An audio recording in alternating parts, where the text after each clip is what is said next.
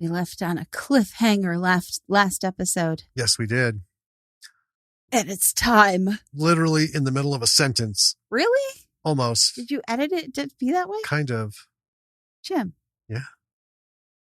Why? 'Cause. That's so mean. No. Because I'm going to use this bit to explain real quick when we get to that point where we left off and what we're coming into. Last time on Bravo for the B-side. We were talking about Netflix. We were talking about the generic sameness of a lot of their productions, not the stuff they get like from South Korea and, the foreign stuff. But the Netflix studio stuff has a very singular look, feel, pace. And I had mentioned it was like Stepford Wives uncomfortable. Yeah, right? It's weird. Yeah, because every film, a filmmaker, yeah, anything, the person behind it has a sense, and that comes with the color grading, color correction, everything that's in post-production and the initial setup, all that comes together. Like Blade Runner would not have survived at all in the theaters if they had taken like a generic Star Wars look and approach. Right. Anyway, so as you start listening to this, David's, we're coming off of the whole Netflix thing and David's responding, and, that's where that is. All right. Should we hop in? Yeah. And buckle in, folks, because there's a big wave at the end of information. That was me buckling. And that was awesome. You didn't even have to say it. Oh, okay. All right. Shall we dive in? Are you going to buckle in? Huh? Are you going to buckle in? I thought I was steering this thing. I need to be loosey-goosey. I'm making all this movement here. Bad radio. Click. Click.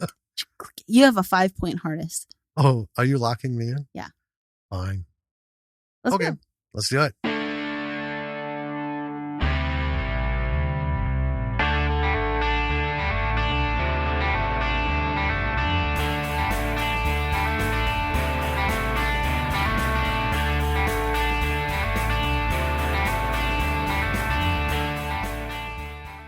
So I don't know much about Netflix's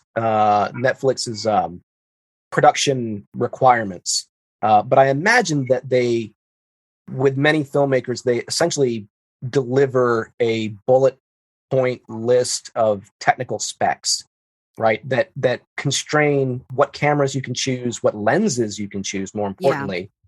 Yeah. And we obviously don't have those constraints. So. Right. We shot this on a Blackmagic 4K camera, which is a fine camera, but it's not like there's not a super ton of data in those shots, in those images. So it's a little bit soft, but more importantly, I could choose whatever lenses I wanted. And I've got expensive lenses. I've got lenses that are more expensive than my camera body. But those aren't the lenses. Those aren't the lenses that I use most of the time. After a few shots in Bae Wolf, fucking around with these expensive lenses that were too crisp and too clean, I did what I should have done from shot one, which is I dug my old $20 Helios 58 millimeter lens, which is a 1970s vintage Soviet lens made out of melted down tanks, which is this just gorgeous, textured, warm, fast, fairly not wide, but a kind of medium prime lens, that is good for you could shoot the entire movie on this thing. And we did. We shot 90% of it on this one lens. But that's a garbage lens. I mean, you can buy that thing online for nothing. No one uses it except me. And Netflix certainly is going to let you use it, but it was perfect for this movie. Right. And I agree. I think they do have a list, but I also know like the stuff that they produce and create themselves. I think it's like, a studio shoot. And then when they're done, the next series or movie is going to come in and just, change the set, but use all the same stuff. Cause it's that sameness feeling. And I know what you're talking about lenses. Again, as a photographer, I was always very finicky. What am I going to do? What am I looking for? I'm going out and I'm going to do some landscape photography, but today I'm going to do a 50 millimeter fixed, prime lens, and that's it. And I'm going to make it happen with that, because that lens is going to give me the ambient feeling of the image that I'm going to go for, no matter what the image is, rather than, spending all day trying to figure out, well, how would this look better this way? How would this look better that way? Should I use this, the long lens? Should I use a fast lens? Should I use a slower lens? Nope, I'm going to go for this look. And I think going for the look helps deliver a final product that is magnificent, because whatever's going on screen, you can't make Morgan and Cleve and everyone else, okay, look soft, get a little fuzzy. Right. If Netflix wants its movies to look better, it should spend less money on them. Yeah, probably. I fully agree. Oh man. Did anybody worry about, or actually, I'm not going to say worry about, anybody put any energy into like the period or like the dress and stuff? Because the one thing that we loved about this, I think above everything else, is that you didn't use period language. It was just... We discussed it at the beginning, and David said, we're not making period movie, nobody trying to speak German, which I could, or Danish. I channeled my inner Dane because my grandfather's from Denmark. So that's probably all I did. And of course, our set pieces, they look medieval, but they're obviously not accurate at all for the time. So no, we're concentrating, as David made it clear in the beginning, we're concentrating on making a good movie and not making an accurate movie. Because people who watch our movies would never complain about, this is a shield from the 15th century and not from the 8th century. Like, I know this because I researched this for years. So, of course, there's no laser gun, but we had swords and shields and helmets, but they're obviously not authentic. Well, right. I mean, yeah, we could be nigglers and, because we're into all this stuff, but it didn't matter. Because again, it was the story, and it wasn't necessarily, you didn't even have to say it was that particular time that the poem takes place in, right? It's just a happening thing. But the modern language was just, it was wonderful, and kind of refreshing.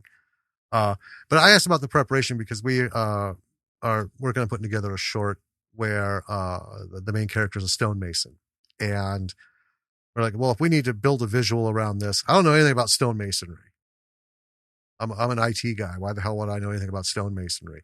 So I actually found a 4th generation stonemason here in town, spent a day with him taking notes, and he showed me how it worked, the tools they use, gave me some really good advice on, where the calluses appear on a stonemason's hand, how they work with it. Cause, the opening shot of this whole thing is a guy working with stone, and, showed me all the old tools from his great grandfather. Now, how accurate we're going to get based on that knowledge, I don't know. But it was, so you're not making a period piece, but was there any like brackets in here? Like we want to make sure nobody's wearing a wristwatch, just kind of thing where, you're not going for that authentic moment in time. But were there things like, we just don't want this, or you just rolled with, we got the costumes, we got the set, and that's what we're going to see, so let's make it work? First of all, Bae Wolf isn't true. It didn't really happen. So it's not like Bae Wolf is a period piece. I mean, it was written at a time by a guy, right? But it's not history, and even history is mostly lies. So I mean, what is a period piece? I don't know. I can disappear down this rabbit hole for a long time. We made a movie. It's not real. It's supposed to be a little stage play about characters who have problems and try to solve them and do it badly and work something out in the end.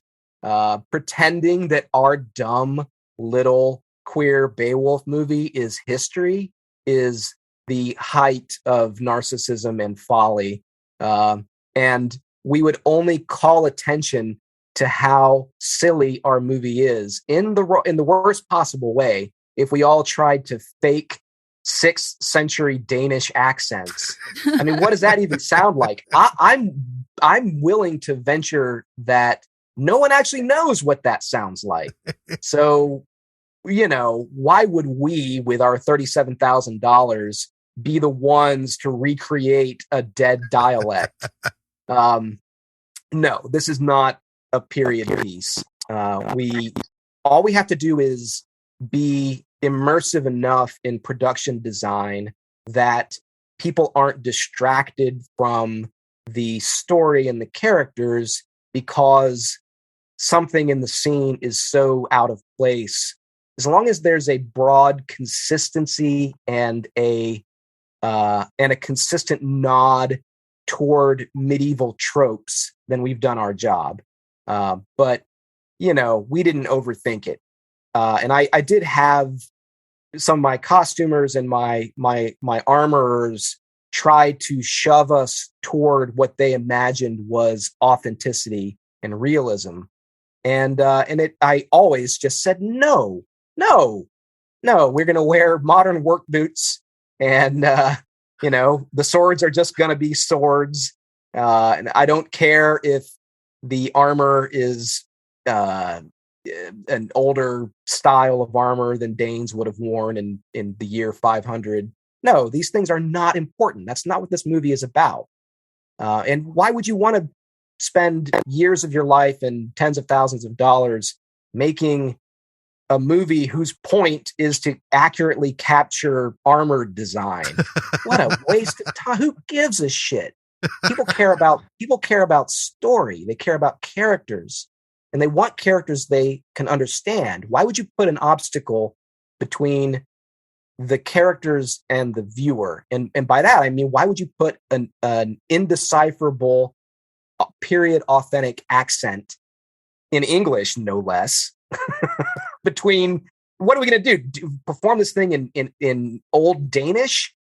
Anyway, why would it would be stupid of me to put unnecessary barriers between these characters and the people who are going to be watching this movie, who are 95% 2022 Americans, right? So just let those people don't make them work to enjoy your dumb Bae Wolf movie. I was going to say, I love that summary, because it is a poem that was written in a period, and it wasn't about the period. It was a poem about things happening. And we've talked about this with Shakespeare. We've talked about this with a lot of things where people try to roll in so much authenticity to a story that is easily portable to something more familiar and without the weight of, because we were watching, the last bit of Vikings, when we had like people representing 5 different countries and everybody's speaking the actual language, and it's nothing but fucking subtitles down below. And I was like, okay, this isn't helping. I get that they don't speak the same language, but Jesus, is it really a lot of effort for, you know what I mean? For no payoff? Yeah. Yeah. Well, yeah. I think there's definitely something to putting, kind of stories like this into a linguistically accessible way. Because if you think about it, there were the series that started on YouTube by, I can't remember the name of the website, but like Drunk History, where it was just someone who was drunk telling a historical story, right? You're talking about, Drunk History. That's absolutely right. Yeah. Yeah. So the way that this story was told kind of reminded me of that a little bit. And I had a friend who used to tell like biblical and mythological stories in his own very unique and modern way. And I just loved listening to him tell stories.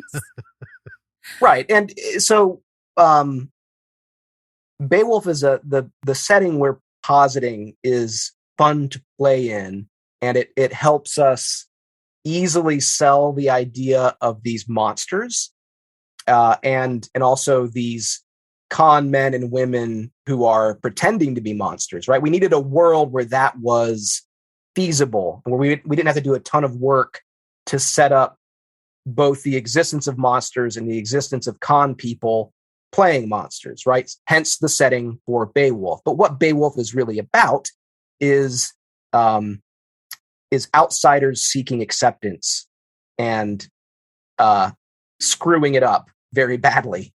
And that's a very, I hope that that's an eternal, a permanent, an ancient problem for human beings, right? We've always, for as long as we've stood upright, wanted to be accepted in our group, right? In all kinds of groups. And we've often struggled to find that acceptance. So that's not necessarily an exclusively modern problem, but it's definitely a modern problem. And that's what we wanted to really talk about, but to do it in this context that, where the outsiders are way outside because they're monsters, right? And it's a lot harder to create that kind of context in a modern setting where you'd first have to work really hard to explain why there are monsters. You don't have to do that in the world of Bae Wolf because there are monsters everywhere, or at least what appear to be monsters everywhere. Mm-hmm. You know, it's funny because that story, I don't know why, but I find myself thinking about shows from the 90s where they try this very same thing, but in a sitcom fashion, Square Pegs, Freaks and Geeks, where the whole premise would be, you know, from Grendel's point of view, where, you know, my ass is being kicked to the curb all the time and no one wants to play with me or talk with me and they're all throwing things at me and stuff. Of course, on a sitcom, they don't go on a murdering spree, but, you know, that's the thing. Just because it happened in a time and place when the origin, like I said, this is so portable, the basic elements of this, could go in any kind of contemporary. You could apply it to another fantasy setting. You could do a ripoff of Game of Thrones and just focus on, you know, the principles of the story, you know, of Bae Wolf with doing all these different things. But I think the way you put it, accessible dialogue. Oh, right. Yeah. Is, I think, the key. And I have found myself disinterested and frankly turned off on what looked to be some really wonderful shows with great performances, a lot of good technical stuff going on. But I just can't ride along with the dialogue. I can't do it. It gets to a point where it's painful. And it seems like it's trying to be the bigger part of the set dressing rather than conveying the story, sort of thing. Right. And we as a production did not have the time and the depth of training necessary to pull off dialect. So this is once again an example of our resources shaping how we actually make this movie. I mean, I have some very good and experienced actors in my roster.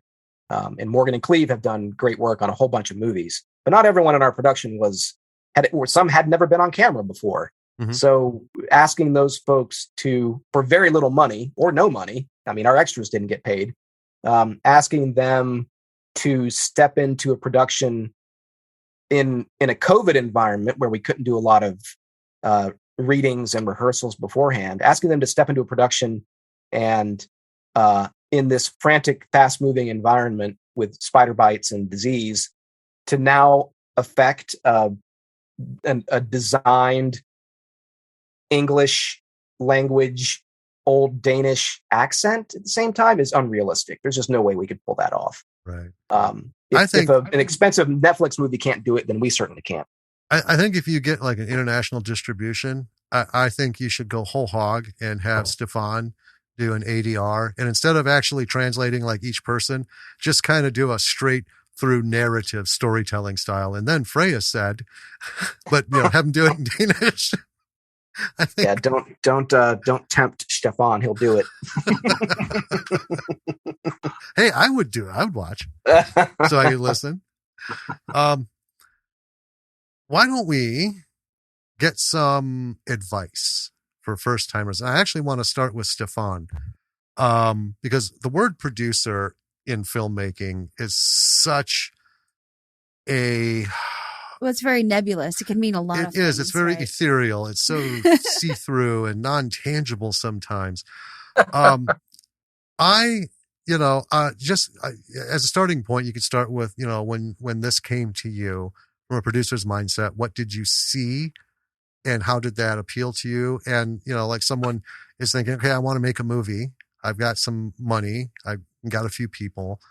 From a production level, from a producer standpoint, what comes next? So kind of like you have the whole thing. So someone says, David comes up and says, okay, here's a script. I'd like to make this. Now, as a producer, what's your firing sequence in your head? Okay. Will I meet lots of people? Will I have fun at it? And will I have to do nothing in my job, my usual day-to-day job, I'm an engineer.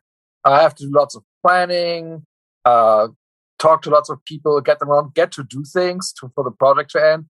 And so in my spare time, I want to be part of something bigger, but where I kind of I don't have to really do anything because David is doing it. I'm happy to say I'm that kind of producer. I know I give him the money, and I might make suggestions to the script if he asks for it or if I have a great idea, but I never will ever try to tell him what to do. I'm just happy to be part of this, and I'll do things from like going shopping for food in the middle of the night. The funniest thing that ever happened was he calls me and says, we just lost our main actress in the middle of filming and we need a body double. And I'm in Irmo State Park and I look around and there's a woman like with the hair and height and says, hey, my name's Stephan. I'm a producer of a movie. We need someone. Do you have time? And in about 15, 20 minutes, we had another double for our actress. Wow. That doesn't sound scammy at all. Hi, I'm a producer. It worked. It was kind of hilarious. How did I get into producing? I also don't know what a producer does, really, except of like having fun with it and handing some money over to the director. I helped producing the first movie that David did. It's called The Theater Girl. I got to know about The Theater Girl from a group of people who do like movies, like a movie showing in Columbia, South Carolina. And somebody sent me a link and saying, hey, this is Indiegogo. They just looking for donations for a movie. Would you like to donate? And so I go Indiegogo and I'm at home. I'm by myself. I'm listening to Queen. I Want It All. And so I go to Indiegogo and I look, oh, it's a $25. This is $30. There's a $50. What's at the end of the spectrum? Oh, producer. Okay, that sounds good. I'm drunk at the time, so I click on the producer button. And the next thing I know is like, I'm a producer of a movie. And it was kind of fun, so I just kept doing it. That's awesome. Hey, I love it. That's how I got into producing. And it's to me, it's like, I know I will never, don't go into it with saying, oh, I want to make some money with movies. That's not what B movies are about.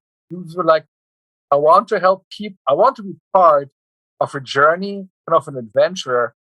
And I'm just lucky enough that there are people in Columbia, South Carolina, of all places, who I can help realizing their journey and they can help me realizing the adventure. And we have other producers who don't participate. But I'm the one who's always there on set. I take vacation just to be on set, just to be there, be an extra, be the guy who dies 9 times, or be the guy who drives to get new makeup from Walmart if needed. Excellent. Yeah, that was very long. Okay. Oh, no, that was perfect. That was perfect. Brendan. From a cast advice. Crew person's perspective. I meet you at a coffee shop because we overheard someone talking and it's like, yeah, man, I'm looking at, pulling together a movie too. What do you got for folks? Well, keep in mind of the people that are assembled here, I was kind of one of the last people to come on board. David gave me everything well ahead of production, but and was in contact with him, but my job didn't really start till we were there setting the place up. So the position that I was in was a lot of troubleshooting and, moment to moment, day to day on-set management. And we mentioned before at the start of this that, when you're in the indie space, but I would say even with professional budgets, anywhere you are in filmmaking, it's just like going to war. Like the moment you meet the enemy, your plan goes out the window.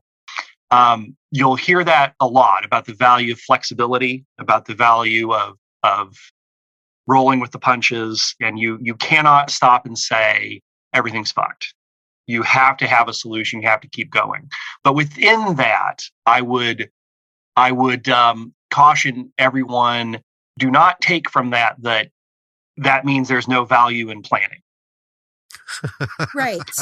We were able to overcome and keep going and pull it together and get the train down the tracks because David had everything planned out very meticulously, and because he had collaborated with Stephan, with myself, with Cleve, with the rest of the production company, with Mike Amison, costumes, wardrobe, with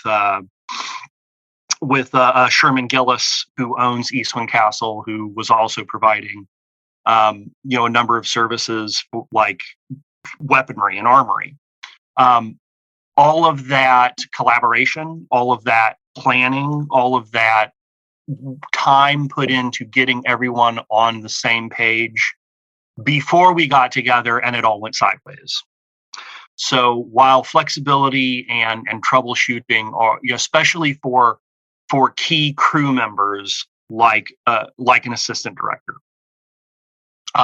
that flexibility is really sort of the biggest thing that you bring to the table, but it has to be within understanding the schedule, understanding the script, understanding the director's vision and the needs of the production.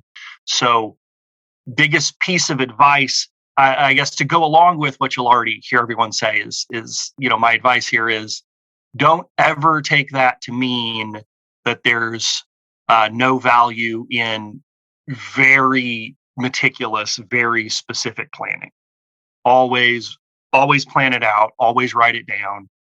And from there, you'll be able to survive all of the unexpected and disappointing setbacks that occur in the course of filmmaking. Excellent. Yeah. I love it. David, you're up next. So this begins the next 3 hours of the podcast as I try to impart years of pain and suffering and hard-won lessons. So, my first advice to beginning filmmakers is reconsider your life choices and don't make movies. Okay, if you're... That actually mirrors, it was Eric, right? No, it was Dean. Dean said the same thing. If you can stop. If you can literally do anything else with your life. Yep. If you can just be like, nope, I don't want to do this and walk away from it, do it. Yeah. Yeah, it's horrible. So I think I live in the basement of the film industry, like the sub basement. I have a day job and I will never quit my day job because I'm good at it and it pays my bills and it's stable. So filmmaking I do because I have to, right? Because I need it. It's my art. It's my expression. It's the thing I'm going to leave behind for whatever that's worth. It's how I engage with the world around me. It's how I engage with strangers. I don't make movies because I'm going to be successful, rich, famous, or happy. I do it because I can't not do it, right? So if you're in that sad boat where you have to make a movie, okay, so, wow, God, script, of course, is everything. And if your script sucks, you're going to struggle to make a good movie. And so don't think that you can shortcut the process by breezing through your scripting. If you're writing your own movie, take your time, do it right, get notes, take the notes seriously. Always try to imagine that you are someone watching this movie and that you have no vested interest in watching it. You're just a stranger who dropped, $5 on a rental. And try to imagine from their point of view whether they're wasting their time. If you're using someone else's script, then, collaborate closely with them and go through the same process. Get notes, try to imagine your audience's point of view. Ask yourself why you're telling the story that you're telling and whether it's worth telling. And make sure that what you're writing is something you can execute when it comes time to, roll tape, so to speak. So having settled on a script, you need money. Do not assume that you are going to have as much as you think you need and that other people are just going to give it to you. Most of my movies are mostly self-financed. I'm unmarried. I don't have kids. I don't have fun, and I don't do things except make movies. So, some people scuba dive for fun. I make movies. So I pay for most of them myself. And you should internalize that expectation that you are going to spend your own money. So how much of your own money do you have? Figure out how much you've got and what can you do with that money that you have. Don't think of people as a free resource. People are not free. And if you want to make more than one movie, sorry, can you guys hear my landscapers? No. Just you.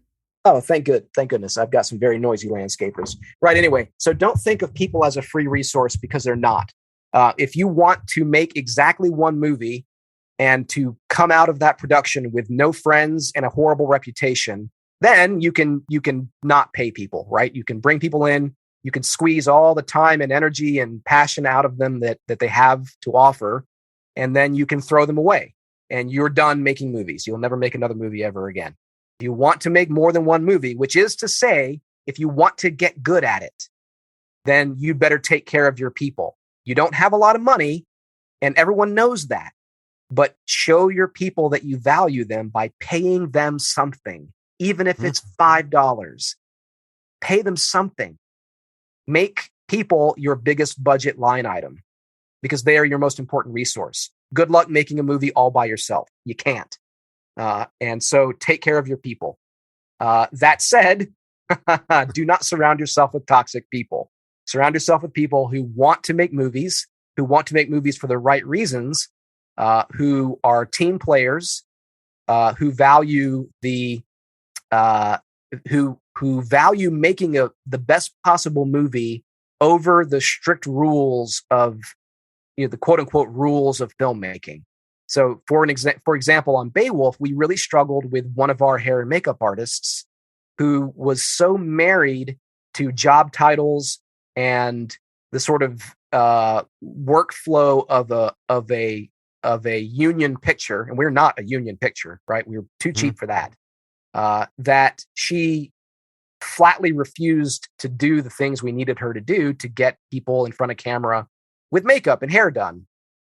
So if someone wandered into hair and makeup and they were quote unquote a producer, she wouldn't interact with them in any way except as a producer. I guess she's imagining like Harvey Weinstein wandering into hair and makeup. But we'd send Stephan to go buy batteries or to go buy alcohol or rubbing alcohol or whatever we needed. And Stephan, yes, is a producer and he's very, very valuable, but he also runs errands. So if I send Stephan into hair and makeup to go get more rubbing alcohol for you, don't refuse to work with him because he's quote unquote a producer and that's below him, right? You need to surround yourself with team players. And when you identify people who are not team players, you need to get rid of them as fast as possible. Clean break and move on with the people who support making movies, even if they're just tiny, weird, little, dumb movies. So surround yourself with people who align with your vision for making movies. Okay, moving on. So you've got your script. You've got enough money to pay everybody a little bit. You've got equipment, or maybe you don't have equipment. All right, fine. When it comes to equipment, do not think that your camera is going to save you. So there are a lot of filmmakers who are camera nerds, and I'm a camera nerd. I love my cameras. More importantly, I love my lenses. And that's one point, which is your lens is way more important than your camera. But your camera is way less important than your shot choices. So as you begin designing your actual shots, right? So you make a shot list, you break down your script. Here are all the shots I need to get coverage for the scenes in order to have enough material to edit this thing together into a movie that looks like a movie, right? So as you're designing your shots, your expensive camera that you nerded out over on Facebook and that you argued with your friends about and that you spent $5,000 or more buying is not going to save you if your shot list is dumb. So pick interesting shots and sorry, you can surely hear my landscaper now. Nope. God, wow. Okay, incredible. So anyway, pick interesting shots. Pick shots that tell the story in the way the story wants to be told, and make interesting choices with your shots. Put your camera in weird places. Make your camera move. Don't worry so much about staying in focus all the time. Just catch up as fast as you can. Inject some energy into your shots because why not? What do you have to lose by trying something interesting and new? And your expensive camera, if anything, is going to be heavy and bulky and precious and is going to slow you down. Pick a camera that can shoot. I mean, hell, these days you don't even really need a 4K camera, and we can talk about that if you want, but because 4K is mostly a lie. Pick a camera that shoots good, crisp 2K with lots of data. Pick a good lens and make interesting shots. You can shoot a fun, good-looking movie that you can get distribution for, and you might even make a little money on with a camera that costs you, the body can cost you $100, right? Like I've shot a lot of stuff on Canon EOS M's, and those are $100 camera bodies. They're super flexible. The image is pretty good, compatible with a wide range of lenses, and that's all you need. And you can break them, you can drop them, you can get them wet, you can throw them away, you can buy a new one for nothing and keep rolling, right? So worry less about your technically impressive camera and worry more about using that camera in interesting ways. Okay. So you now got your equipment. The number one technical mistake that young filmmakers make is not paying nearly as much attention to sound as they should. So it's okay if you shoot a kind of crappy looking movie. It's not okay if you shoot a crappy sounding movie. Yes. I don't know why that is. Thank you. Yeah, you're welcome. But I don't know why that is. It's one of the great mysteries of filmmaking that I will long ponder, which is why is sound more important than picture? It is. So your movie must be, you must get good, clear sound recordings on set. And you should mix those high in the mix so that your movie is clearly audible. And if it's not, you're in big trouble. You may as well just fold it up and start over. If you can close your eyes and listen to the movie and it sounds okay, then it's okay if every third shot is underlit or slightly out of focus. People will forgive a crappy shot a lot faster than they'll forgive a crappy sound take. So really focus on sound. Generally, that means you need to hire someone who's good at recording sound and either comes with their own equipment or knows how to use yours. So on Bae Wolf, our most expensive crew member was our sound guy, our boom operator. And he was also our most experienced in terms of like working on big, expensive productions. So, that's the one thing we really could not cut corners on. Everything else you can kind of, shave off a little bit here and there. But no, we spent a lot of money hiring a good sound guy and we took care of him. We treated him with the level of professionalism that he brought onto set, which was considerable. And he was the most important, from a technical standpoint, the most important aspect of the production. So spend money on sound. Even if you have to cut corners somewhere else, spend money on sound. Okay, so let's see. We've got cameras, we've got sound. We're shooting our movie. Don't value, like I mentioned with hair and makeup, don't value process over getting your shots. The whole point of being on set is to get shots, right? Because the whole point of shooting a movie is to get into the edit, which is where you actually make your movie, right? So you're on set to get shots. And if there's anything that's happening on set that is not helping you get shots, you need to eliminate that, right? So things like, the chain of command of what this particular producer does, what this particular grip does, what this particular PA does, the process of setting up a shot and getting everyone in their places, even slating a shot is unnecessary. I mean, chances are you're making a movie that you as the director are going to have a heavy hand in editing. You know where the shots are. Don't worry so much about slating it. Just get your damn shot, right? And if conditions are perfect for a good shot, get it. Don't let anything slow you down. You are on set to get shots. And if you've done your work, you have scheduled your movie down to 15 or 20 minutes at a time, and you know exactly how many shots you need to get in a day in order to get through the production in the time that you have. So get those damn shots, whatever it takes. And anyone you have to, shove into a basement, any corner you have to cut, anyone you have to fire, any process you have to eliminate to get your shots, do that. Get your damn shots. The shots are everything. Doesn't matter if you're cool. Doesn't matter if you look good or sound good doing it. Get your damn shots. Right. Okay. So you've shot your movie. Now you've got a big hard drive full of stuff. And now it's time to actually make a movie, right? So you're going to sit down and edit your movie. Make your movie as short as it can possibly be. Because you are making a very cheap movie for people who know they're watching a very cheap movie. And hopefully you've given them a couple fun ideas and a couple fun performances to keep them interested. But their attention is an extremely precious resource. They are blessing you with their attention. Do not take that for granted. So give them the movie and get it over with. Do not waste their time. So I love to make, for me, an 80-minute movie is perfect. And fortunately, distributors are getting more flexible. Some distributors will distribute a quote unquote feature that's 70 minutes long. And we may get that down even lower. Nice. Used to be like 90 minutes was the standard. Now it's 80, getting towards 70. We may get towards 60. And that's for a lot of reasons. Digital distribution, people's attention spans are changing. Expectations are different, whatever. Fine. Make your movie as short as it can possibly be.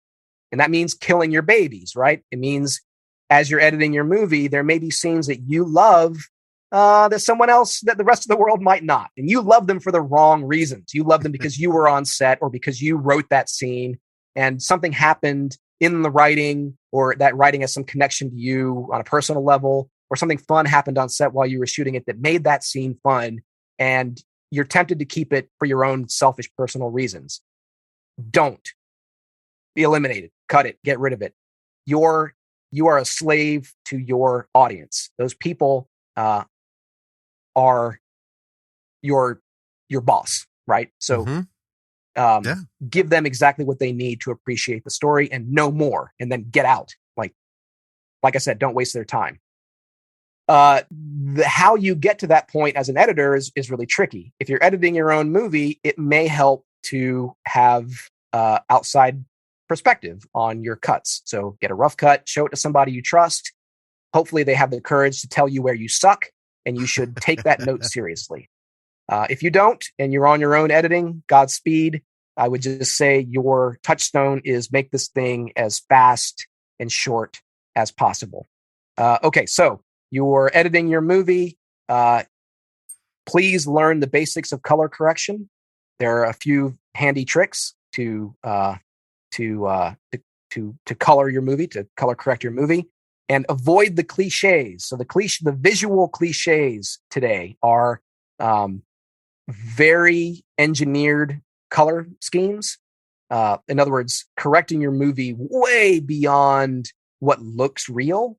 Mm-hmm. So like there's these, it's really popular to do these opposite color palettes, like orange and teal, right? So you'll see a lot of movies and TV shows where all the skin tones look orange rather than peach, the white skin tones, that is, look orange rather than peach. It's because they've color corrected the movie to have these orange and teal peaks. I don't know where that cliche came from. It's horrible. And there are shows in movies I can't even watch because there are no natural skin tones, there are no natural sky tones. Everything is orange or teal. So I would avoid that. I would also avoid washing out your movie too much. It's also a cliche, especially with genre pictures, to bleach the color, to desaturate the color, right, to make it look grimmer, I guess, as though people want grim, which is not at all true. So, embrace color, embrace natural color palettes, and avoid these visual cliches. Okay, so now we've colored our movie. We've cut it. We've colored it. Sound design. Like I said, clear, audible dialogue is the most important thing. So lift that in your mix. Once you've done that and lifted it, you need to begin layering your sound design, by which I mean, even if it's barely perceptible, think about ambient sound, think about sort of the sonic atmosphere that actually does a lot of lifting on a story level. So like in Bae Wolf, for example, there are, aside from the dogs, who are actually our cast and crew's dogs who wandered into our shots, aside from the dogs and the horse, the one horse, there are no animals in Bae Wolf because animals are a nightmare to manage on set. Right. We didn't have the time, we didn't have the resources, and I'm scared of them. So, but the village of Heorot feels like a village in part because there are ambient animal sounds in all of the outdoor village shots, especially during the daytime. So you'll hear chickens, you'll hear goats, and they're not there. We didn't have chickens and goats on set, but I folded that into the sound mix in order to create the impression that this village is bigger and more teeming with life than it actually is. So think about your sound mix, add layers, add depth, but don't ever bury your dialogue. Okay, so now you've got your sound mix and you need to score your movie. Music is important, but don't think that music makes a movie. It doesn't. So picture tells you what's happening in a scene. Music can tell you how to feel about it, right? So make strategic choices in either buying, licensing or commissioning compositions for your score, that you pick key moments in the film where it's really important for the audience to feel a certain way, where it's not really negotiable. And those are the moments where you use score to communicate feeling, right? So pick those moments, but it can't be every scene. So you score the scenes where the feeling is imperative. The climax of the movie, for example, a big confrontation between two characters, a moment of introspection for the lead character. These are the moments that you score, and you score them consistent with the feeling that that the audience needs to take away from the scene. Okay, so now you've scored your movie, and so what have you got? You've got a cut of the movie. It's mixed, it's colored, it's scored, it's 80 minutes long. Are you guys bored yet? No. When we do calls over Zoom. Yeah, Zoom has a habit of sending a kick out signal, and then the recording will stop, and I just have to hit recording. And so okay. I'm just watching because peripherally it's really weird looking. No, cut all this out, please. This is me rambling. Anyway, so now, hey Brandon, you still with us? So anyway, this was not in the schedule. This was not planned. You're way over time. Right. Okay. So you've got your movie. Now what? Good for you. You spent 2 years of your life and you maxed out all your credit cards and pissed off all your friends and ruined all of your credibility and probably wrecked your health and your self-esteem to make your stupid fucking movie. It'd be great because that was a lot of adversity. Yeah. So now what? Now what do you do with your dumb fucking movie? All right. So you got to. It depends on what you want, right? I mean, if you just made a movie to show your friends, that's great. So just put it on YouTube and show your friends. If you made a movie to make a little money, to get closer to being a professional filmmaker, to reach a wider audience, then you've got to distribute your movie. And that's really hard. That's way harder. So the hardest part of filmmaking is raising money. The second part is distributing your movie. So you need probably a sales agent. I cannot tell you where to get one. I have no idea. I met mine somewhere on Facebook. And so far he's done great work for us and we are blessed to have him because if we didn't, we would be screwed. So you need a sales agent. You need to lie, cheat, scam, network, bribe, threaten. You need to do whatever it takes to find someone who can represent your film and get it to a distributor who then will get your movie onto the platforms where you stand some chance of making money and building an audience. That's like Amazon Prime, Tubi, Vudu, iTunes. If you're hot shit, you might get on one of the big streaming services like Shudder or Hulu or something like that. But we don't live there. We live in the Tubi and Amazon Prime world, which is fine. You can make money there. It's fine. Anyway, you still need an agent and a distributor to get there. Your distributor is probably going to rip you off. It happens most of the time. There are lots of distributors. Most of them are criminal enterprises, and they will take your movie. They will kind of emotionally manipulate you into signing a deal that is entirely in their favor, and that makes it impossible for you to ever make a penny on the movie. They might, but you won't. And then you've made a movie, you've gone into debt, and you're never going to see a penny. And if you don't mind, then that's fine. Then sell to a distributor and forget about it, right? And then move on to the next thing. At least you haven't embarrassed yourself, but you're not going to make any money. If you want to make money, you need to find a distributor who's going to split the money with you, hopefully 50-50 on $1. There's not some complicated calculation like, yeah, you get paid out after certain overhead fees and we calculate that this way. No. You split $1, 50-50. So find a distributor that loves you and your movie enough to split $1 with you. And then you got to stay on top of them because they're either busy, negligent, or criminals. And they will not pay you unless you stay on top of them. So find a distributor who's going to split $1 with you. You've got to do that. Okay, so now you've gotten distribution for your movie. You're still not done. Now you wait a year. Your distributor is going to drop that movie, maybe with some warning, some heads up to you. Probably not. So the movie drops. Hopefully there's some kind of coherent plan for rolling it out to various platforms. There may not be. I can almost guarantee you that if you're living in the same basement that we do, there's not going to be any marketing. So now you have to market your movie or no one's going to see it. So now you've raised your money, you've written your script, you've raised your money, you shot your movie, you edited your movie, you built the representation you need in probably shameful ways to sell your movie to a distributor who may rip you off. You've finally gotten your movie out.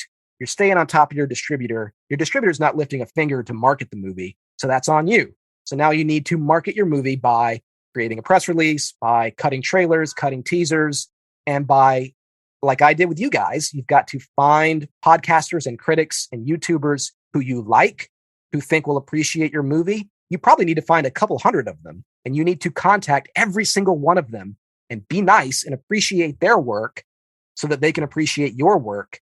And, think of marketing your film as your new part-time job. And so now your movie's finally out and you're marketing it. You get like a month prior to your quote unquote release date and then a month after to market your movie. And then nobody cares anymore. So your movie lives in that 60-day span of time. I mean, it'll live on various digital distribution platforms forever, but it's going to have heat for like that 2-month period. Right. And that's it. If you get any heat at all. And so that's your window to make that 2 or 3 year process pay off. So you better take that window seriously and be humble and be grateful for any attention you can get and market the shit out of your stupid little movie, so that someone notices it. Mm-hmm. And if you're lucky, it catches on enough to kind of live somewhere in the culture for a few years or whatever. And then you can, do it all again. Say relax, but by then you're deep into production on your next thing. Yep. And then you die. There you go. That was like half an hour. Do it all over again. Yep. Sorry for that. Oh, no. That is all. It's just dead on. I mean, we've talked to like David Ryan Keith. I laughed when you were talking about distributors because he has had such a nightmare with distribution, everything you were mentioning, it happened. And just a lot of other people have run into all these different things, which goes back to the beginning. If you can walk away from this, folks, we've said it and other people have said it, walk away. Yeah, the world does not need more movies. Right. But, we're going to be writing until, we're dead, whether we live to, another year or into our 90s. Whether or not we make any money off these scripts, whether or not we shoot another frame of film is irrelevant. We can't not do this. We can't not come up with story ideas. We can't not go through the pains of structuring a story and creating that first draft and then wrestling and collaborating and, the satisfaction of saying, okay, this is crying and spending 16 hours drinking coffee and I mean, doing the marathons and trying to, still do the day jobs and, raising our daughter. And, there's just, you're in the right place when you can't imagine life without doing it, regardless of all of the pains it brings. That's what a creative does, is they create at the expense of like everything human in themselves. Yeah, that's true. Yeah, this is a curse. Filmmaking is a curse.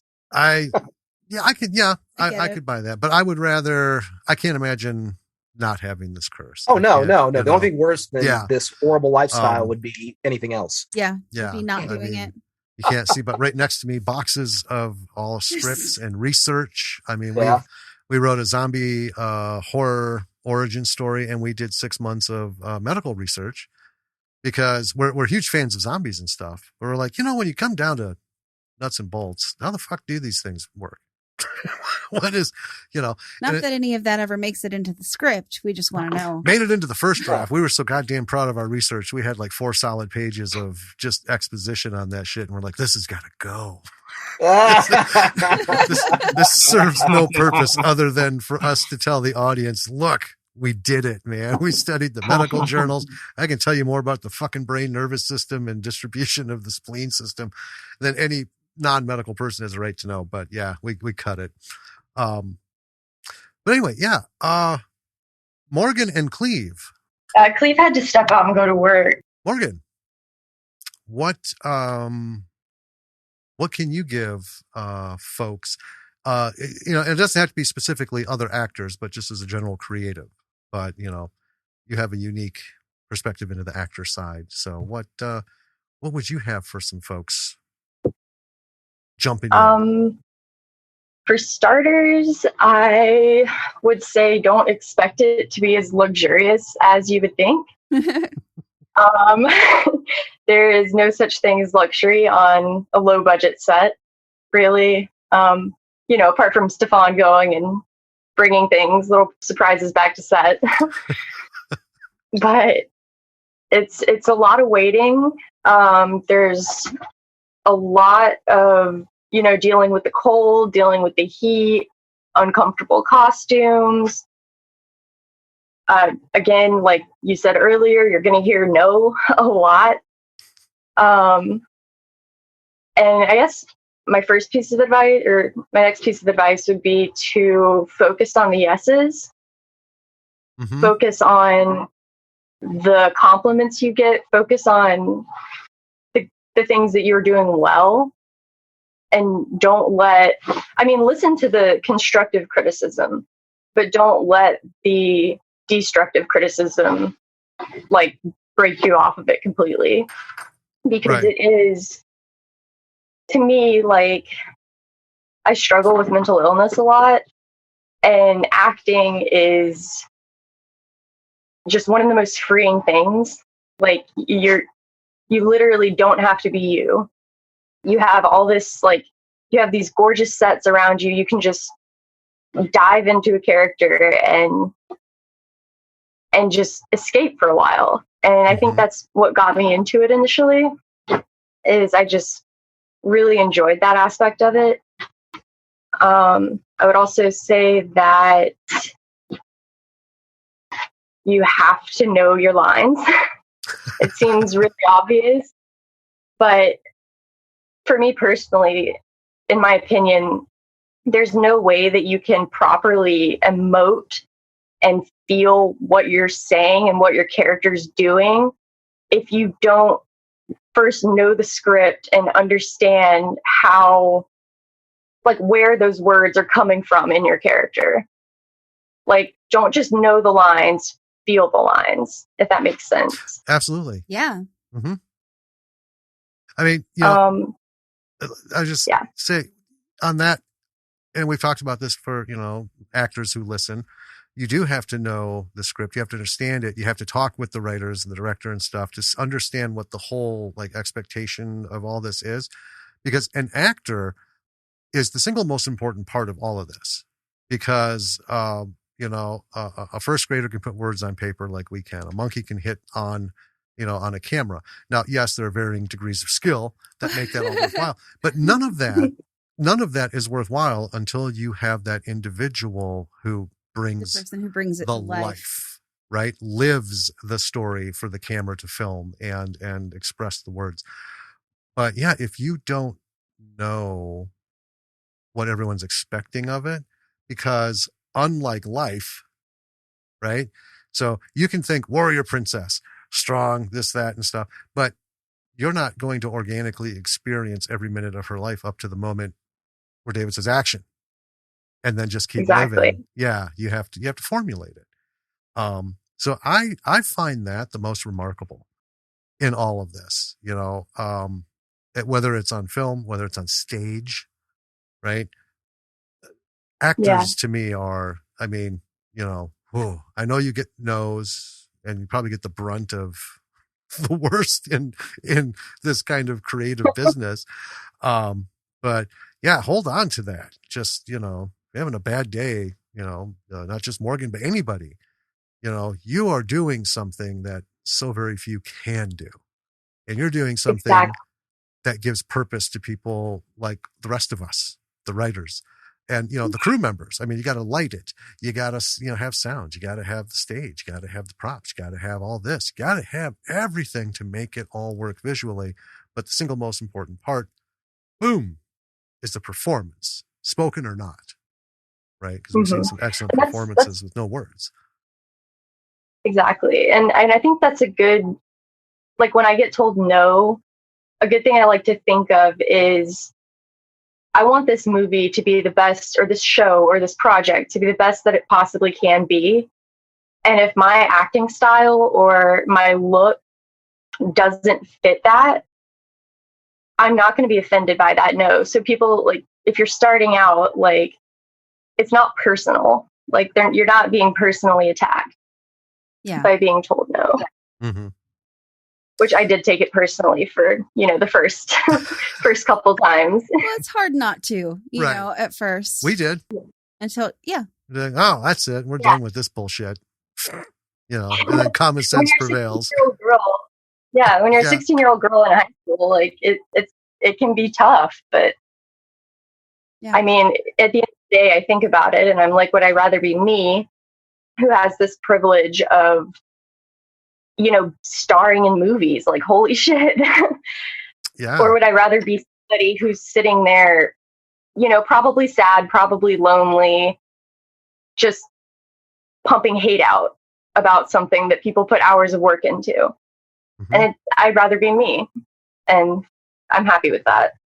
That's so cool. See, now at 16, I speak about actors as giving them so much credit, and I have so much admiration because I tried it. 16, I played Shylock, in Merchant of Venice. Thought, I'm going to do this. And it was a silly little, like, podunk high school performance. I'm like, oh, they even ever heard of Shakespeare? Not to be rude, but I'm just going to be honest. But it happened, and I think I did a pretty good job. I had a lot of fun, but I also realized I don't ever want to do this again, ever.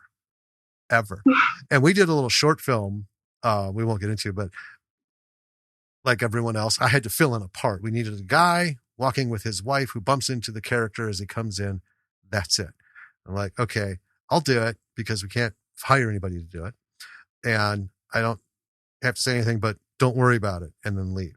And then act all pissy, which I can do really good without acting, But even that was like, I just want this shit to be over, and the director's like, let's do it again. Like, fuck me.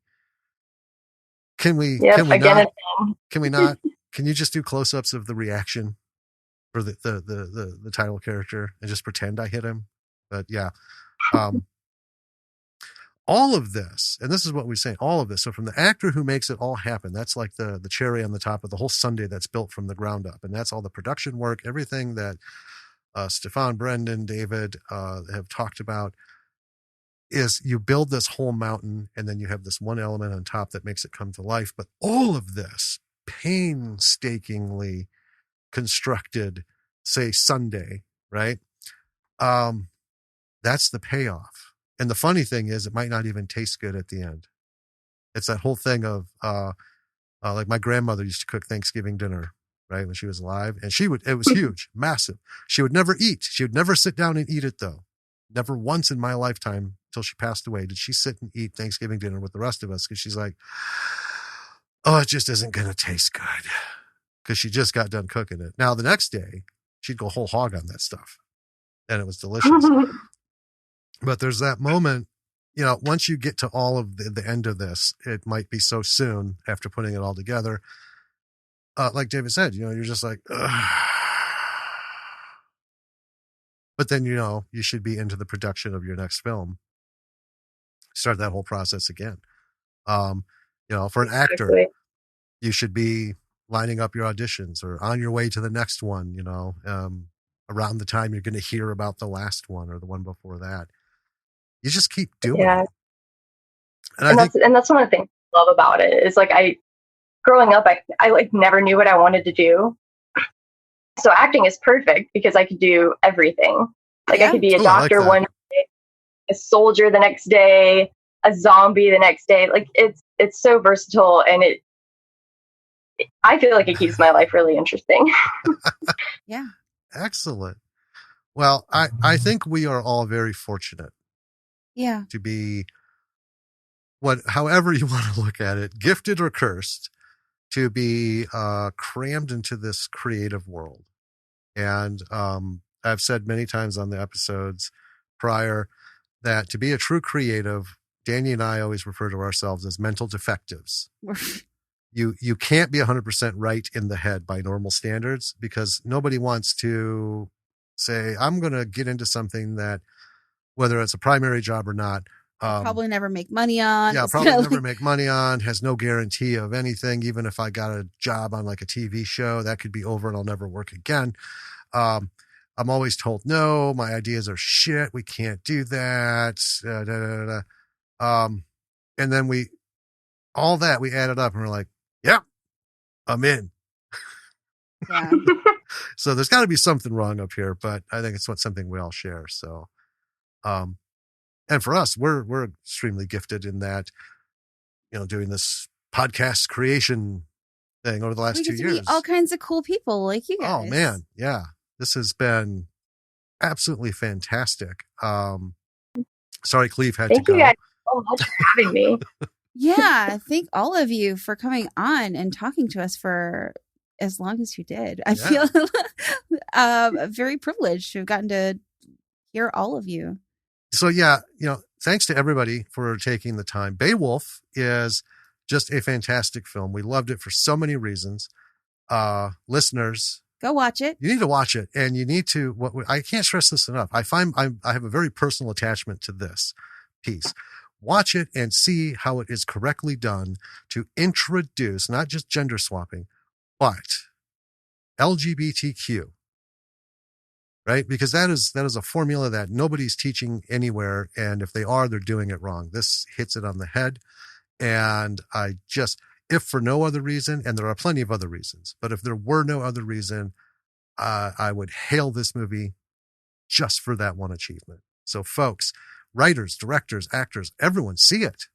Yeah, it's on Tubi. And yep, it's on Tubi. That'll be in the show notes. Any other kind of things we'll add in the show notes by the time this rolls out. Folks, you know how that goes. So we have Stephan Jensen, Brendan Thompson, David Axe, Morgan and Cleve. I just love looking at that. who did just so many things. I wish we could have talked to Cleve real quick about Shaper. I just want to say I think that was a beautiful name for I love it. The bard, right? The shaper of the story. And I don't want to start a whole new conversation, but I talked about it in the episode. One of the greatest things was, in the stories. Shaper means shepherd in German. Oh, does it? Oh. So he might be the shepherd of the story. That still works. Because one of the things we loved was just the really quick, so many shapers have taken my story, but they always turn me into a fucking man. What is with that? I love that. And then it was just left alone. I'm like, I get it. Yep. And we were joking. It's like, oh, Bae Wolf didn't travel with her penis phone. So no, she wasn't being heard unless she was depicted as a man. But anyway, everyone, thank you so much. And listeners, we hope that, again, you see it, watch it, learn from it, and share it. Because this is one of those that it needs to get out and get around. And aspire, folks. Aspire. These interviews are so much fun. They really are. And I hope that you guys enjoy listening to them as much as we enjoy doing them. Yeah.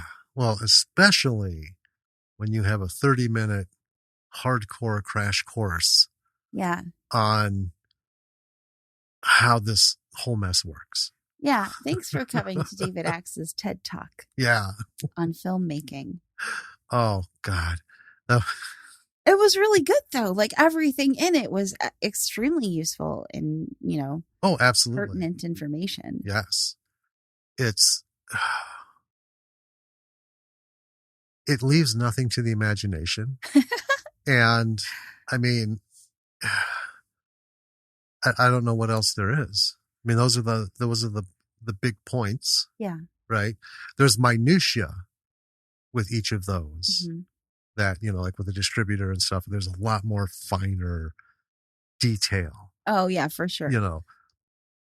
But the simple thing of, find somebody who won't fuck you, who won't rip you off. Here's what I really appreciated about like this interview and talking with David and, his whole spiel, especially, is that he's not glamorizing the process of indie filmmaking. He's not romanticizing it. No. I know a lot of people start out trying to get into this with the thought of like, oh, I'm going to make a movie and it's going to get, it's going to go far. And I mean, when we were talking to Failure Boys Productions, right.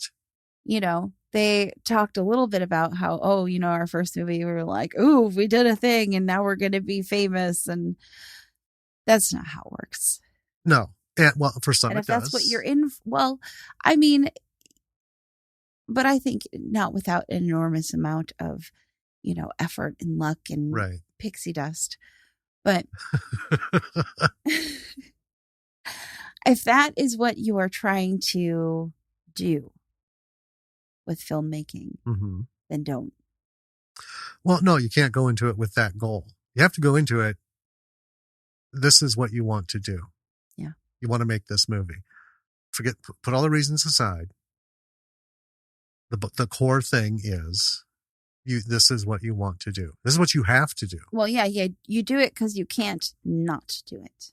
Right. And so many conversations on that with people. I think, like with Failure Boys, it shows, because we have seen so many good movies that, indie film needs to be broken down into so many different like level categories. Yeah. Because, and not like how good a movie is, but where it sits. I mean, yeah. Okay. So let's talk Space Trucker Bruce. Almost nobody knows about this. I know. Right. Handful of people. I mean, because we stumble across shit. And we've talked about how vast and deep the ocean of indie film is. There's just too many. No one is going to be a subject matter expert on indie film because nobody has the time to watch all of it. We're talking decades, tens of thousands, hundreds of thousands of films, some of which aren't even accessible. Yeah. Right. Some of which I don't even know if they were like ever burned on a CD. They're sitting on like on an 8mm reel somewhere that nobody's ever looked at. This stuff has been going on forever. Mm-hmm. And the crime with that is there are so many that are so good. Yeah. I mean, I think if you even wanted to like dip your toe into becoming a sort of like subject matter expert in indie film, we and every other, like movie review and all the other weird little podcasts that do kind of, I mean, similar to what we talk about movies, essentially. Yeah. Right.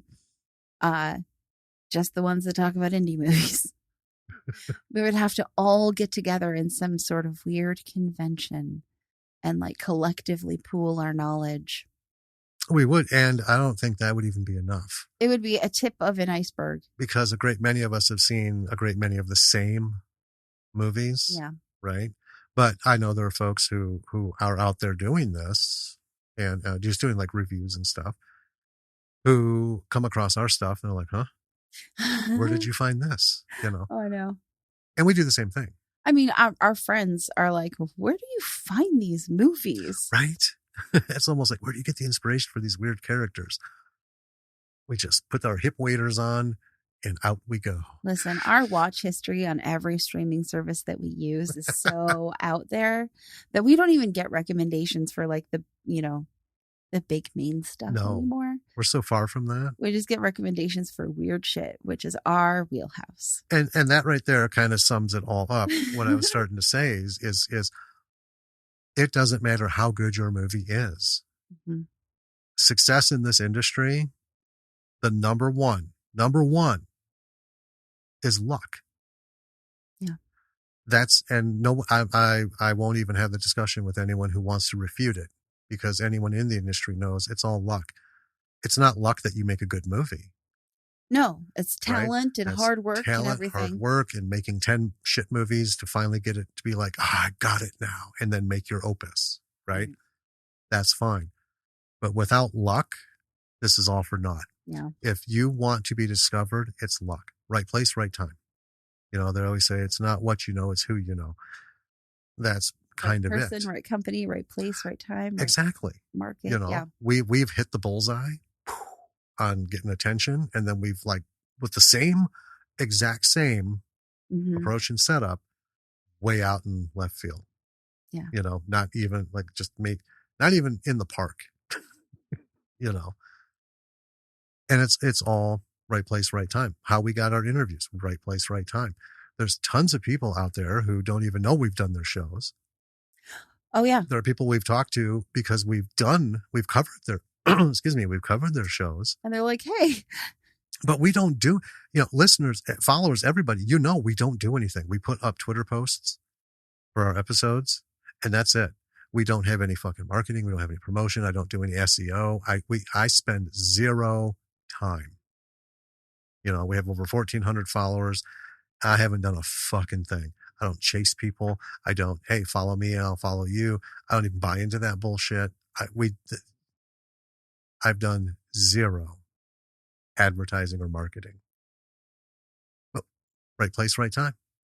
Somebody happened to be doing something. Yeah. And whether it was like a retweet and a mention by somebody they followed who does this and that, because you can reach out like to 10,000 impressions just because someone looks at something. Yeah. Favorites it or whatever, likes it or retweets it. Because like, oh, I know that movie. Right. And then bam, bam, bam, bam, bam, bam. Next thing you know, the creator of a movie's reaching out to me. Hey. Yeah. You talked about my movie. Yeah. Well, sweet. So I was like, David reached out because like he said, you got to find people like us. Mm-hmm. You've got to. If you have something, reach out. I don't think anybody's going to begrudge people doing that. No. What I don't respond to are the promoters. Oh, yeah. Here's how to market your podcast. Yeah. Fuck off. Well, first of all, they all use the same template.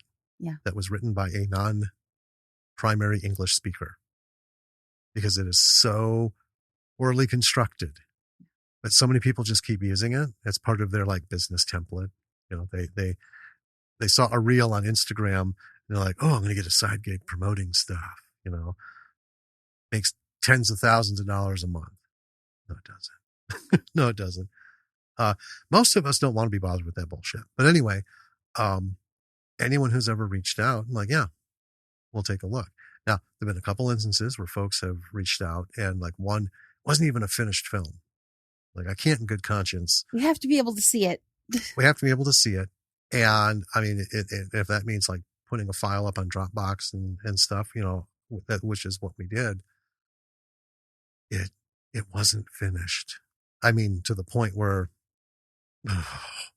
it was nearly unwatchable, you know, but short of that, we'll see it. And, you know,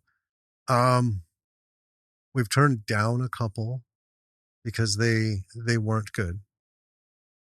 They just, I mean, sitting through it, it's like, you know what? We could do this. But here's the thing.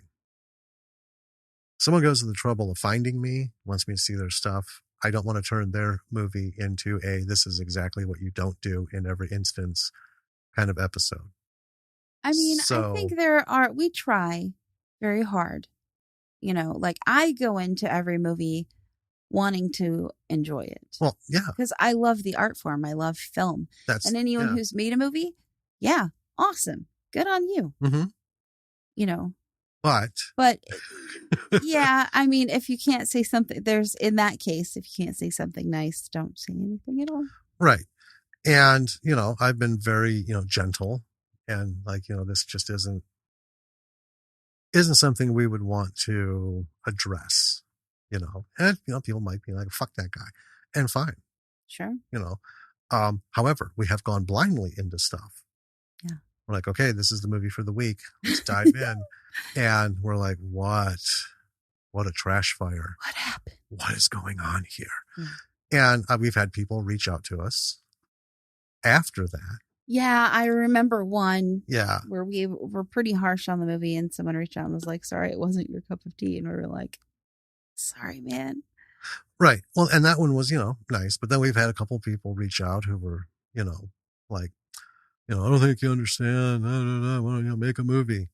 Dude, here's the thing. I don't need to go to school, get a master's in engineering, and then go work for an automobile company for 10 years to be able to say, this car drives terribly. Mm-hmm. It smells funny. It's ugly. And I don't like it. Yeah. I don't need any of that to render an opinion, you know, and which we've done. I mean, well, all of these are our opinions. Well, yeah. We've had movies that we praise and people are like, oh, the movie was shit. Well, agree to disagree, you know. Well, you and I have disagreed on movies. Absolutely. But then there's the other side of this whole thing where when you do get that number one thing, luck, and you follow that bad boy up with hard work, good writing, all the attention to details as best as you can. We have had varying levels of technical proficiency in films. Right. Okay, let's talk about Fried Berry. That motherfucker is still burning the planet. It's amazing. Right? We're coming on 2 years. And was it, what did we, no, because we interviewed him last year this time. I feel like it's been so long. So many cult hits I've come in late on, you know? Mm-hmm. Not Fried Berry. That one's just taken off. And we were there from the get-go. We were there. Well, we saw it before it was out. Yeah. You know, we did the no spoiler ending, which is rare for this show, just because it hadn't been released. And then it was put off and put off and put off. And then, yeah, that was it was a January. And then it was like June-ish or August even. I can't remember. I was going through all this stuff when we talked to Ryan Kruger. Yeah. You know, anyway, it's still rocking. It's still burning up festivals. It's still getting recognition. They got products. They got stuff. You know, and Gary Green is riding this fucking wave, man. And good for them all. Yeah. And here's why. One, because that was technically well done. I mean, shit, that was Hollywood studio level quality, top to bottom. Because Ryan knows what he's doing. Yeah. Right? He had experience doing videos and some shorts. But he perfected it. So good. And the other thing is, with all of this, Ryan Kruger is still one of the most gracious people riding these waves. Yeah. You know, I follow his stuff. I, like stuff. I'll send him a comment now and again, like, good on you, man. You earned this. I keep saying it. You earned this. Mm-hmm. Revel in it. And he is just so joyous in his return, responses and stuff. Then, there's just so many other movies. I don't want to go through and list them all. There's too many. But all of these movies had the number one thing, luck, right? Where it propelled it here and there. And I'll even say David Ryan Keith with Redwood Massacre, even though he keeps saying it's such a shit movie. It is not. It is awesome. But David had several movies before that, and all the hard work and everything paid off, and he put that together. And that's like I call like the half and half. Okay. He had enough luck to get like some notice, but all the things involved in the back end were such a hassle and shit. It never got what it deserved. And like you said, it was a little before its time. Yeah, I definitely think it was a little before its because time. it was an 80s horror kind of tribute. Yeah. Right. Just the senseless slasher. We don't need a bunch of drama and all this stuff. Before that all kind of took off. Right. And, but Redwood Massacre 2 Annihilation, yeah. way better reception. Mm-hmm. And Redwood Massacre obviously did well enough, and his later movies and prior movies all came together to get him Danielle Harris. Yeah. Right. You can't just call up an agent to somebody and say, hey, I want him in this movie. Can you afford him? Yeah. And then, they're going to look at him and be like, I don't know who this fucking guy is. He doesn't have any movies, hasn't done anything. No. Yeah. It's a career thing. But anyway. But we have people who didn't hit that right place, right place, right time. Failure Boys. Firefly was fucking awesome. Yeah, I think that was ahead of its time also. And Attack of the Taddy Bogle. That's so good. Man. That one should have been huge. I don't know what was going on. It's hard to look at these movies and try to remember what was happening. I mean, it is all about kind of like where and timing and what was going on at the same time. And I mean, it's a complex web. It is. And all of that sums up the whole, if you're in this to make it, you got to have top-notch shit. And then you're going to have to keep battling right place, right time. Number one, luck. Yeah. It is what it is. Might as well play the lottery. Yeah. Right. But let's talk about putting in the work.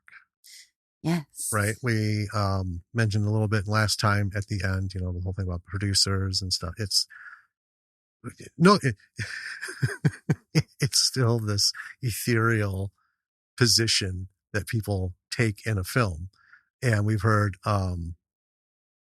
producers who go out and get Band-Aids and, right. just like everything like Stephan was doing, running errands and, whatever. Yeah. Do whatever. And then we have producers who are like nowhere near the production. Right. But send down orders from on high. Yeah. Or just like, here's a check. Right. So it's somewhere in between there. Yeah. But learning your craft from a technical side. All right. So we've heard what, first AD does. Mm-hmm. And also isn't supposed to do, but does in an indie film. Well, I mean, in an indie film, every single position is a multiple hats. Right. Right. And you kind of have to, you need to find the people who are okay with that. And you have to be okay getting down there in the shit. Yeah. Because there are people I know who want everybody to like wear different hats and stuff, but they themselves will not. Right. It's like, nope. Not me. Nope. If you need to run around, start 50 fires to get smoke, get your shit out and get going. Right. And then yell action later. You got to get into it. But number one thing, good script is what David was really on about. Without that, this is all for nothing. Well, the script is the bones, you know? Well, it is. Yeah. And at the very least, a foundation. Mm-hmm. A good foundation. The bones can be a little wobbly. That's why you have good actors who can be like, hey, so this bit here, a little weak. How about this? Or I'm thinking of, this character would do this. A good director will be like, oh yeah, let's give it a shot. So we talked about before, time is your only enemy. Yeah. Because everyone has so little of it in an indie film. But if you have a scene that when it's all said and done, you're ready to shoot, it's 5 minutes, I think you can spare another 5 minutes to try it out. Let's do it by the script and let's do it your way. I mean, if you're already set up for the scene and... Yeah, once that's all done. Yeah. But if you're talking about like, I want to be shot from over here and this, no. No, sir. We have one camera. This is where it is. Right. To move it, we have to shift all this shit. And that's like 4 hours of no. Yeah. But acting, huge. Yeah. Huge pain in the ass in the indie world. Morgan had some good advice. She did. And it mirrors a lot. You just got to suck it up. You're going to be told no. You're going to be told you're, for whatever reason. Right. And it's going to be hard not to take it personally. Right. At least at first. It's funny. I can't remember who, because I was just flipping through some stuff and I saw a headline, so-and-so. It's from a show we don't watch. It's on network television, where apparently one of the actors was told by a casting producer she would never be on television, refocus her energies. And she's the star of the show now. Right. So, David said, take your notes, take them seriously. And we say it always, take it seriously, but always with a grain of salt. Right. Pick what fits, not the shit that makes you feel good. Right. But stuff that you can see.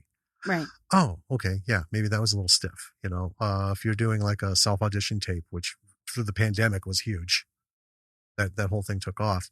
As an actor, take what someone says about your performance. And if you can watch your performance, look for the truth in it. Yeah. With honesty, oh, that was a little wooden. Yeah. I didn't hit that one. Okay. Well, do that one 5 more times and, get into it different ways. Yeah.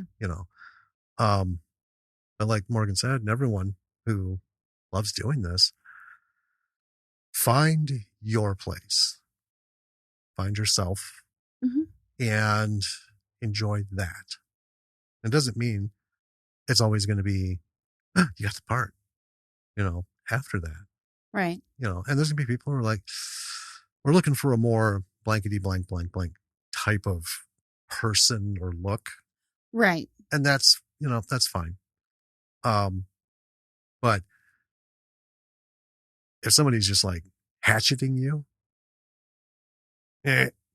nope. Because true professionals will give you hard notes. Right. Without making it personal and without like trying to run a bulldozer over you. Right. Yes. Yeah. This is tough shit. And so we're talking about all these movies. Bae Wolf here. I don't know what's going to land yet. Because, it's just kind of its going thing. Yeah. But yeah. Fingers crossed. Hopefully we're helping. Hopefully. Getting a little out there. And after all this was done, when we cut the interview, we did get to hear about their next film. Yes. Yeah. I'm not going to say anything. I think the 25th, I think next week, they're going to start. Ooh. And I was very interested in the premise. Yes. And I hope we can see it. Sounded like fun. Yeah. I look forward to covering it. Indeed. Gentlemen. Yeah. Bottom line, this was a great long interview stretched into these 2 pieces. These are fantastic people, like so many, like pretty much everybody we've had on. Yeah. lot to learn and a lot to look forward to, you know. Like David, hey, just put it out there. I'm making movies. I got a job. I like my job, pays my bills. That's great. This is, you know, it's not a hobby, but Right. you know, what do you do with your extra money? He makes movies. Yep. And that's keeping this art alive in a way that's visceral, not sterile. I mean, we talked about the whole Netflix thing. We've talked endlessly about studios stifling creativity or exploiting to the point of like farcical imitation current trends and pop level things. Yeah. I mean, I think for the studios, there's a formula, right? Oh, always. You follow the formula and then you get money.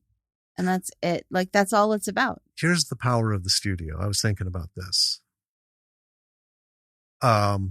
So any one of the people we've talked to, so David Axe has an idea. This first thing he's got to do, flesh it out. Mm-hmm. He's got to make a script. He's got to put that script in a way that is shootable, meets his approval. And then he's got to get the money, wrangle people. How long does it take to make these fucking movies? Forever.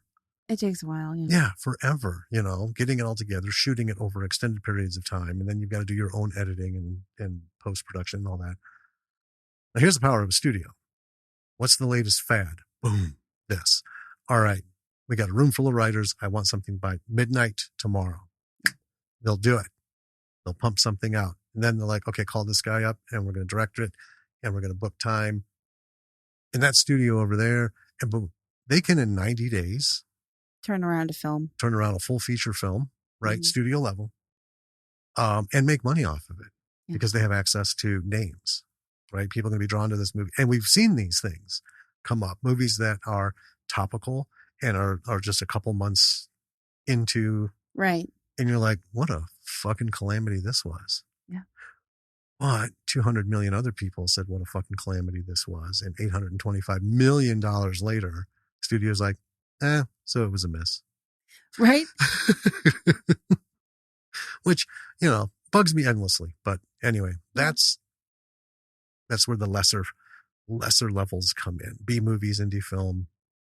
That is what the art is. Yeah. You know, it's less commercial and more, man, if I could make a living doing this, great. But, you know, I'm going to do this. Yeah. Yeah. I wonder how many people, you know, get to the point where they're actually making a good living doing it. And they're like, God, I wish, you know, I wasn't so stifled, you know. Huh. Killed by success. Yeah. Well, we're kind of seeing that. David Ryan Keith had sent us that script. We're like, man, this I'm all for this. It was a first draft, right? Yeah. And we're like, this is good. And someone else thought it was good, but then they took it from him and gave it to somebody. Well, I think it's why, you know, and he's like, I don't know what's going to happen because his umbilical to his baby was cut. Yeah. And it was thrown in the orphanage wagon and driven to points unknown. Yeah. But I think it is why you see a lot of A-listers working on indie projects now. I think you're right. Mm-hmm. Because, how can you deal with that for, you know, so long, especially if you've had an extended career? And then there's this thriving indie film industry where instead of starting out in it, you're ending up in it because it's like, you know, it's like working from home. If I don't have video meetings, I can work in my underwear. Nobody would know. You do you have to be mad to want to be in an industry where success means that you no longer enjoy doing what you do. I know. That's wild. And we hear that a lot. Yeah. A lot, you know. So many people have left. I know. The acting scene. And recently even, you know, think back 5 years, I know we were looking at something and it's just a bunch of names that, you know, what are they doing now? You know, insurance sales. Just like, fuck that, man. I did my bit, made my money. I can't do it anymore. Don't like it. Don't like where it was going. Didn't like how it worked. And I'm going down a rabbit hole now. Yep. See Bae Wolf, people. Yeah, see it. It's on Tubi. Watch it. It's fun. Yeah. And while you're out cruising the web looking for other things, including Bae Wolf, go to our website. We have one of those? We do. What is it? lordsofmisrollproductions.com. Made it past the www. You don't have to mention it. Well, I'm not like appending it. But I got to say it. Why? To acknowledge that you successfully managed to move past that. Cool. I feel like that was a huge topic last time. It was. That's why I'm not on it this time. Anyway. Cool of you to bring it up. At the aforementioned website, everything is there. Mm-hmm. All of our links, Patreon, social media links, pages for BF McGillicuddy and the podcast, of course, and merch and Patreon. Yep. Our Patreon link. Links to contact us. Yep. I mean, everything's there. Everything's Gare. Everything's there. Everything's there, Gare. Everything's there, Gare. Go check it out, Gare. Absolutely. You particularly, Gare. Is that what I got to go by Gare now? No, I'm talking to our listener whose name happens to be Gary or Jerry or. It's hard to gauge sometimes because you're looking right at me. I never like with stop. That soul-piercing stare, like this is what you need to do, and then you say a name, and I know better than to ignore it.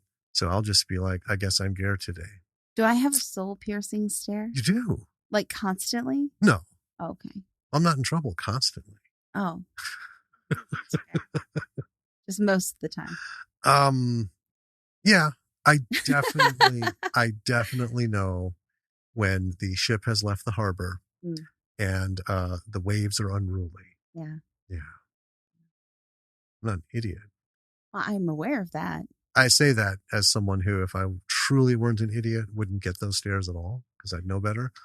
But sometimes I just, yeah. I will say, this week, I had to do something that caused me a great deal of anxiety, and you were there, like hardcore. You were my hero, and I appreciate it. That's my job. So. Yeah. That's what this whole partner marriage relationship thing is all about. You know, while I give you shit a lot. You do. Constantly. I know. And Lily mirrors it. I do appreciate you and everything you do. So, website, stuff, Bae Wolf, find it. It's on Tubi. Might be some other places too. You know. Probably. We're going to talk about it a little more next week. Next week, next time. Next episode, folks. These are being recorded in such weird things. But as you all know, we're doing it bi-weekly because I just don't have the time. But I can tell you in 36 hours from this moment, as we're speaking right now in the microphones, we will be talking with Jennifer Hill. Yes. Bae Wolf herself. Yes. All right. So that is locked on the books and ready to go. So once you digest this, share it, go see the movie, look up some other stuff, look up all these people in the film. Like Morgan's been in other stuff that David's done. Jennifer's done stuff and then other stuff. Check all these folks out, expand your mind, do all that.